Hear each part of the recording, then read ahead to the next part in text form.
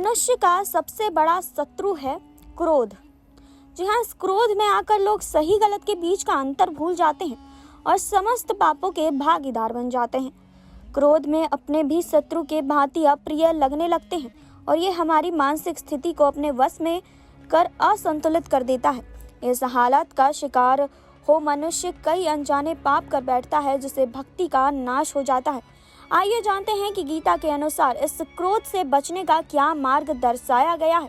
जी हाँ, भगवान श्री कृष्ण कहते हैं कि क्रोध से मोह या यूं कहें कि मूढ़ भाव उत्पन्न होता है। क्रोध से उत्पन्न मूढ़ता से स्मृति का नाश होता है तथा वह भ्रमित होती है। अब इससे ज्ञान का नाश होता है। बुद्धि नाश से मनुष्य अपनी स्थिति से बहुत नीचे गिर जाता है। इस श्लोक में भगवान श्री कृष्ण ने क्रोध को समस्त पापों का मूल बताया है।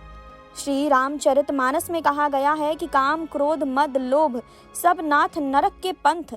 क्रोध एक अग्नि है और जिसमें सद्बुद्धि चली जाती है। क्रोध में आकर हम अपना विवेक खो बैठते हैं। हमको बिल्कुल पता नहीं होता कि ज्ञान और अज्ञान क्या है। हम नहीं जान पाते कि उचित अनुचित क्या है। हम क्रोध की अग्नि में अपनों को भी शत्रु मान लेते हैं। नरक का प्रवेश क्रोध है। भगवान कहते हैं कि क्रोध से मूढ़ भाव उत्पन्न होता है। मूढ़ता का सबसे पहला कार्य होता है स्मृति का विनाश। जब स्मृति मरती है और वे स्मृति आरंभ होती है तो मानसिक अवस्था असंतुलित हो जाती है। मानसिक असंतुलन से पाप हो जाता है। पाप बढ़ने से ज्ञान एवं भक्ति का नाश होता है।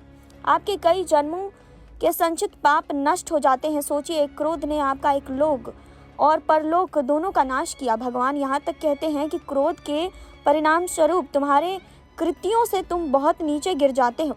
अतः परमात्मा कृष्ण का सरल भाषा में संदेश है कि क्रोध कदापि ना करें। भय और अनिश्चितता के माहौल में लोगों की मानसिक स्थिति खराब हो सकती है, जिससे क्रोध आना स्वाभाविक है। जी हाँ, वर्तमान में जैसे ईश्वर आपको रखे वैसे ही रहिए। सीताराम सीताराम सीताराम कहिए। जाहि विधि राखे राम ताहि विधि रहिए। जी हाँ, अतः भगवान का आदेश मानकर क्रोध का आज से ही अभी से त्याग कीजिए। भक्ति में मन लगाइए, सब ठीक हो जाएगा। जी हाँ, ये कहना है भागवत गीता में भगवान श्री कृष्ण का। तो आपको इस पर क्या कहना है कमेंट बॉक्स में ज़रूर बताइए। जुड़े रहिए हमारे साथ। नेक्स्ट 9 न्यूज़ से सिर्फ की रिपोर्ट।